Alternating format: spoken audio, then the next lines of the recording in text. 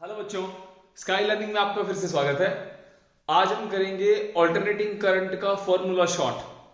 तो मैंने कुछ फॉर्मूलाज लिखे हैं ऑल्टरनेटिंग करंट के अंदर, मैं इनको एक एक करके एक्सप्लेन करूंगा। इसके अंदर इसमें है क्या, इसमें करना क्या है आपको, कि किस टॉपिक में क्या है। डेरिवेशन नहीं है, डेरिवेशन के लिए इसके डिस्क्रिप्शन में मैं लिंक डाल दूंगा, उसको आप देख लेना। इन सब के डेरिवेशन कर रखे हैं मैंने उसके अंदर। उसमें एक पीडीएफ होगा, उस पीडीएफ को मैंने एक्सप्लेन किया हुआ है और उसका डिस्क्रिप्शन बॉक्स में उसका लिंक भी होगा, जिसमें वो पीडीएफ आप डाउनलोड भी कर सकते हो। ठीक है, तो हम स्टार्ट करते हैं बच्चों। सबसे पहले इसके अंदर आता है आईआरएमएस। आईआरएमएस का मतलब क्या होता है? करंट का रूट मीन स्क्वायर, जिसको बोलते हैं आई नोट बाई रूट टू। ये इसका फॉर्मूला होता है। अब यहाँ पे जो आई नोट है, आई नोट जो है इसको बोलते हैं maximum value of the current. यहाँ पे देखो ये जो इक्वेशन दिख रही है आपको, ये ऑल्टरनेटिंग करंट को एक्सप्लेन करती है। ऑल्टरनेटिंग करंट कौन सा होता है? ये वो करंट होता है जो जिसमें एम्पलीट्यूड की वैल्यू कंटिन्यूसली वेरी होती रहती है। ये इसका रिप्रेजेंटेशन है। ये जिसमें डैश वाली लाइन को मत देखना, सिंपल ये जो साइन वाले कर्व होते हैं या कोसाइन वाले कर्व होते हैं, वो हमारे क्या होते हैं? ऑल्टरनेटिंग करंट को एक्सप्लेन करते हैं, उसको रिप्रेजेंट करते हैं। ठीक है, अब देखो आईआरएमएस का मतलब क्या होता है? Root mean square. Root mean square के अंदर हम एक रजिस्टर के अंदर एक ऑल्टरनेटिंग करंट जो सोर्स है उसको कनेक्ट कर देते हैं, और साथ में हम क्या करते हैं? एक डीसी सोर्स कनेक्ट कर देते हैं एक रजिस्टर के अंदर। अगर दोनों हम उसके अंदर दोनों में देखते हैं, जो हीट की वैल्यू होती है ना, वो दोनों के अंदर सेम होती है। ठीक है, तो उससे हम कैलकुलेट करते हैं इसका derivation. Sorry, I not by root two IRMS होता है। अगर हम इसको कन्वर्ट करते हैं ईएमएफ के अंदर, उसको क्या बोलते हैं? ई नॉट बाई रूट टू। समझ में आ गया? आपको ये फॉर्मूला याद रखना है। क्लियर है? अच्छा, फिर उसके बाद एवरेज वैल्यू क्या होती है? एवरेज वैल्यू के अंदर हमारे पास जो ये वैल्यू है I nought sine of omega t, इसके अंदर एवरेज वैल्यू क्या रहती है? वो रहती है मैक्सिमम की 2/पाई रहती है। समझ में आ गया? 2 आई नॉट बाई पाई।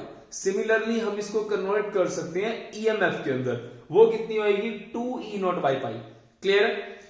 तो ये चारों फॉर्मूले आपको याद रखने हैं। इनके ऊपर न्यूमेरिकल आते हैं मल्टीपल चॉइस क्वेश्चंस के अंदर, ज्यादातर इसके अंदर आते हैं। ठीक है, अब इसके बाद ये आता है, अब यहां पे हमें एक रेजिस्टर, एक कैपेसिटर और एक इंडक्टर, इन तीनों को हमने क्या करना है? बारी बारी से एसी सोर्स के साथ कनेक्ट करना है। फिर इसके बाद इन तीनों को कंबाइंड सीरीज में जोड़ करके उसका आरएलसी सर्किट नाम का एक टॉपिक करना है। तो वन बाय वन देखते हैं। सबसे पहले रेजिस्टर को कनेक्ट कर दिया।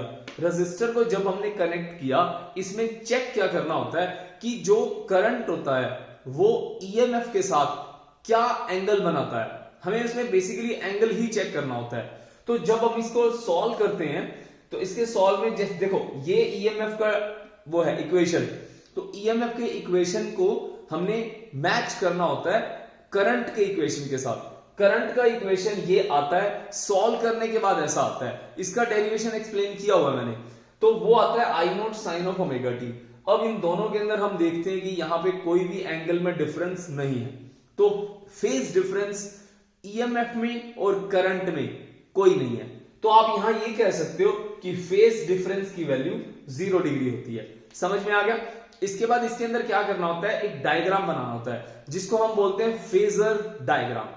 उसमें हमने क्या किया? फेजर डायग्राम में ये सबसे पहले ईएमएफ को बना दिया।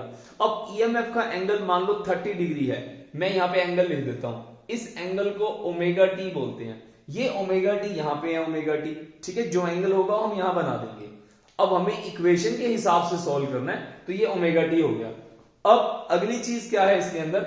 ये जो वेव्स बन रही हैं इसके अंदर, ये वेव्स है इसके अंदर। ठीक है, ये वेव्स है। अब ईएमएफ और करंट, इनमें एंगल में कोई फर्क नहीं है, तो दोनों के दोनों सेम चलेंगे। और हम यहां पे करंट के मैग्नीट्यूड को छोटा मानते हैं। जैसे 220 वोल्ट होता है हमारे पास वोल्टेज, करंट तो हमारा 220 एम्पियर नहीं होता ना, 50 एम्पियर, 30 एम्पियर, 10 एम्पियर, ये कम होता है मैग्नीट्यूड, नंबर इसका छोटा होता है। तो इसलिए हम इसकी कर्व को छोटा बना लेते हैं। समझ में आ गया ना? अच्छा, दूसरा डिवाइस कौन सा होता है? इंडक्टर। इंडक्टर के केस में जब हम सॉल्व करते हैं, तो हमारे पास ईएमएफ में और करंट में 90 डिग्री का वो होता है, फेज डिफरेंस आता है। और यहां पे E nought sine of omega t, I is equal to I nought sine of omega t minus pi by 2।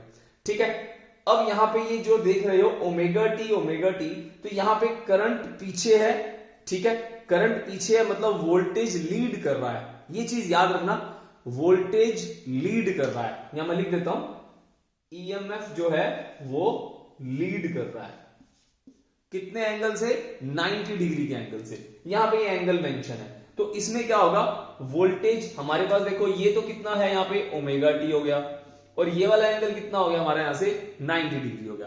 तो ये 90 नीचे से स्टार्ट करेगा। सबसे पहले हम ईएमएफ का कर्व बना लेंगे।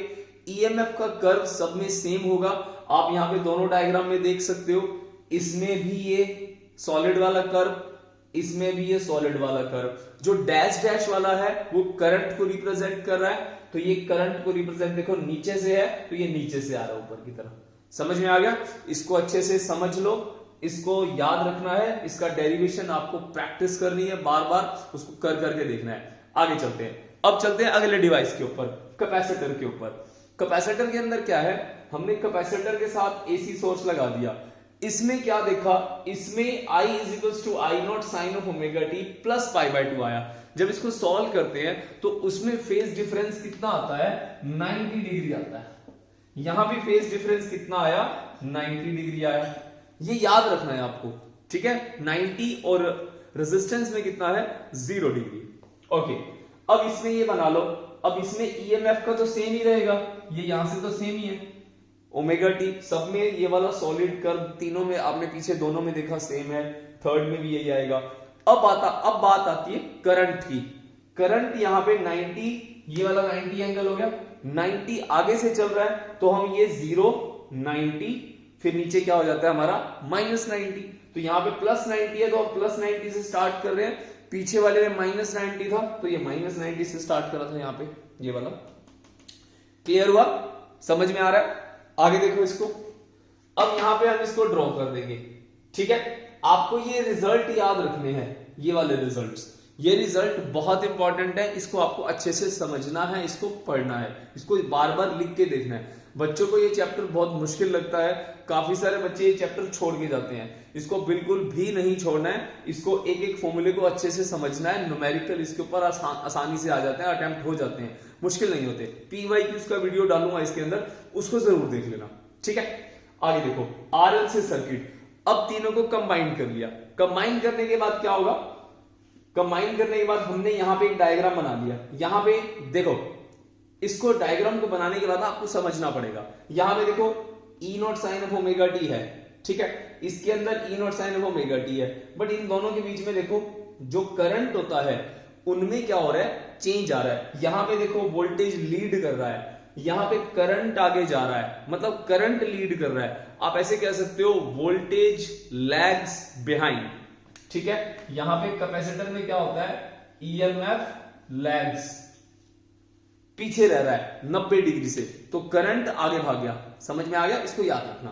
तो इसके बिहाफ के ऊपर ना हम ये एक डायग्राम बनाते हैं। इस डायग्राम को अब देखो, अब इसको मैं कहूंगा समझो तो थोड़ा सा टाइम लगेगा। देखो, जिन्होंने अब तक एसी बिल्कुल नहीं किया है वो सिर्फ एक बात याद रखना, यहां पे ना ऐसा टी जैसा डायग्राम बना देना, ऐसे ये टी, ये इस तरह से टी जैसा डायग्राम। ये देखे ना, पेंचर लगाने वाला होता है, ट्यूबलेस टायर में जैसे पेंचर लगाते हैं, आपने देखा भी होगा, इस तरह का जो पेंचर लगाने वाला होता है, ऐसे पकड़ लेगा इसको, इस तरह से होता है वो, यूं, ठीक है, यूं पकड़ लेगा और उसमें पेंचर डाल के टायर में डालता है। सेम वैसा एक डिवाइस है, समझ में आ गया, इसको ऐसा सोच लेना। यहां पे होता है VR, ठीक है, जो पेंचर लगाने वाला है वो है VR और ऊपर वाला है VL, तो नीचे वाला क्या हो गया, VC। ये दोनों बदलते रहते हैं, डिपेंड करता है, जो बड़ा होगा उसको आप ऊपर लिखोगे, जो छोटा होगा उसको आप नीचे लिखोगे। अब आप कहोगे हमें कैसे पता, आप यहां पे मेंशन करोगे let VL is greater than VC, हम ये मानते हैं। समझ में आ गया, या इफ करके लिख लेना, हर एक बुक में दिया होता है, तो आप इसको लिख लेना let VL is greater than VC, तो ये बड़ा हो गया, ये छोटा हो गया। समझ में आ गया। अब यहां पे 3 वोल्टेज होगी, इन 3 का रिजल्टेंट निकालना है। तो ये वाला वोल्टेज ऊपर गया, अगर मान लो VL बड़ा है तो ये वाली वैल्यू कितनी हो जाएगी, VL माइनस VC।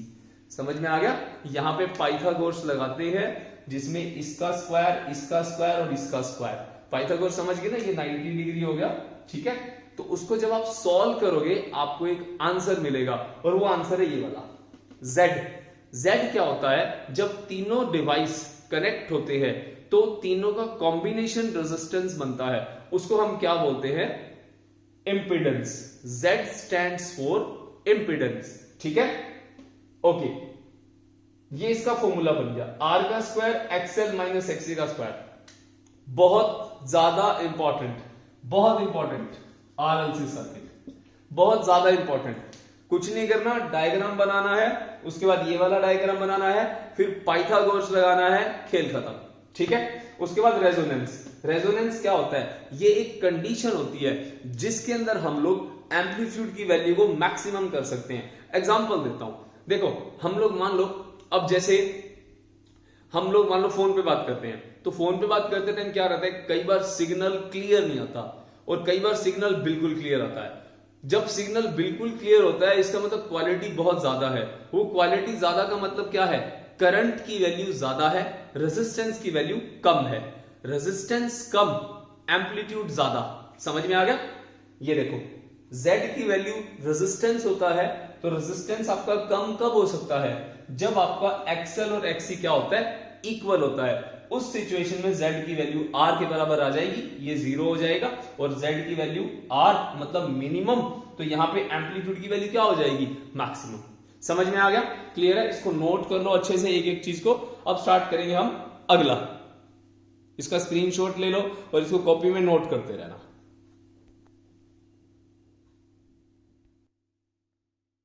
चलो बच्चों, अब ये अगला नोट कर लो। अब इसमें हम क्या करेंगे, क्यू फैक्टर। क्यू फैक्टर का मतलब क्या होता है, quality factor.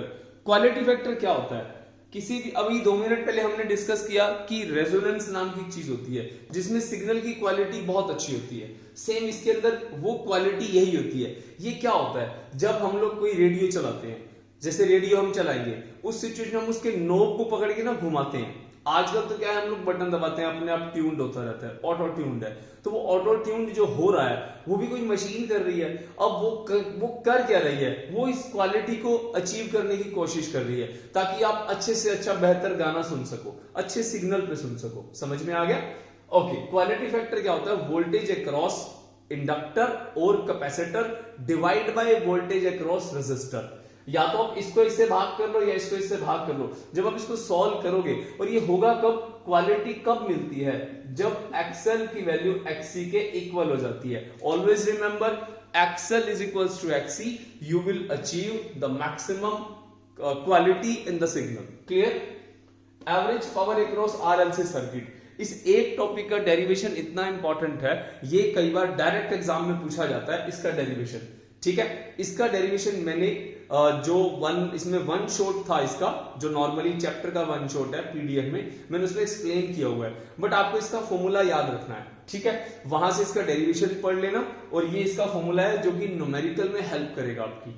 EV cos phi, phi की वैल्यू 0 डिग्री ले ली। ये मैंने क्यों ली, क्योंकि रेजिस्टर के केस में जो फाई था वो 0 डिग्री था। अगर आपके एग्जाम में आ जाता है कि पावर निकालो एक रेजिस्टर के अक्रॉस, तो उस सिचुएशन में मैं क्या करें, हम क्या करेंगे, उस सिचुएशन में हम लोग एक ही डेरिवेशन करेंगे, ये वाला। अब उसमें रेजिस्टर पूछा गया है, वहां पे आप फाई की वैल्यू 0 पुट कर देना, लास्ट में जाकर के यहां तक आपका आंसर आ जाएगा EV। ये EV का मतलब क्या होता है, RMS, IRMS, ERMS, इसको वर्चुअल भी बोलते हैं। ठीक है, V का मतलब वर्चुअल होता है, तो I virtual, I effective, IRMS एक ही बात है, कंफ्यूज मत होना।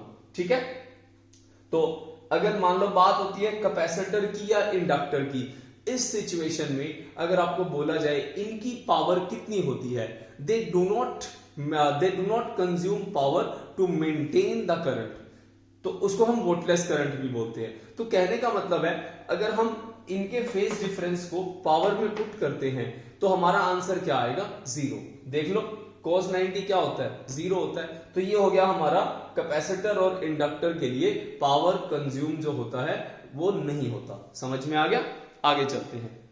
पावर फैक्टर क्या चीज होती है, पावर फैक्टर वो होता है जो हमने पावर में पढ़ा, उसमें cos फाई नाम की टर्म को पावर फैक्टर बोलते हैं।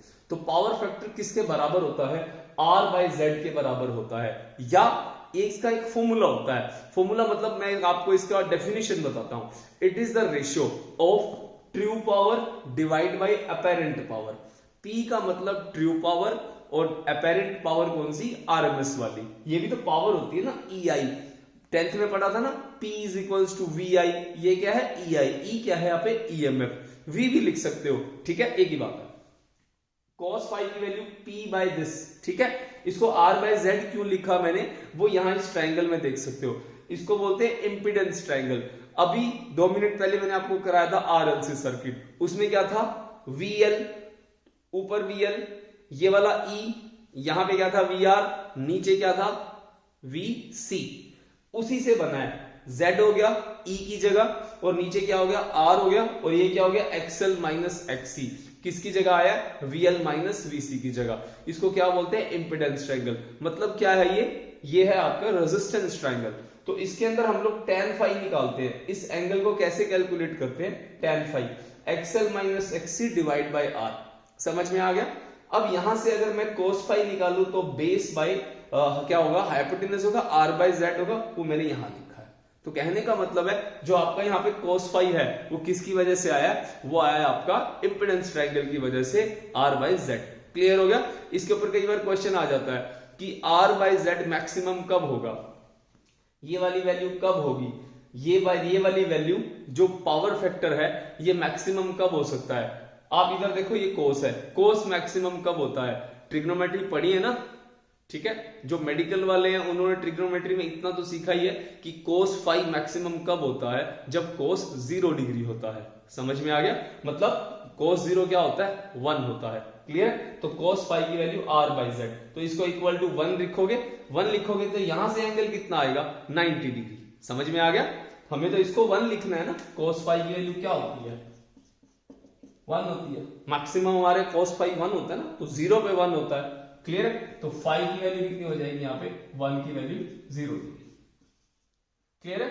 अगला क्या है इसके अंदर, वॉटलेस करंट। वॉटलेस करंट अभी मैं बता चुका हूं आपको।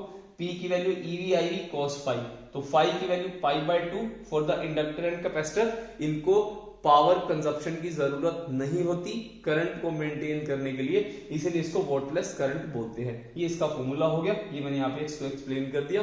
और ये कब होता है, 90 डिग्री के ऊपर। आई होप आपको ये वीडियो अच्छा लगा होगा। ठीक है, इसको अच्छे से समझना, इसको नोट करना, एक एक फॉर्मूला को याद करना। तो और अगर आपको अच्छा लगा हो तो आगे अपने फ्रेंड्स को शेयर करना। ओके बच्चों, थैंक यू।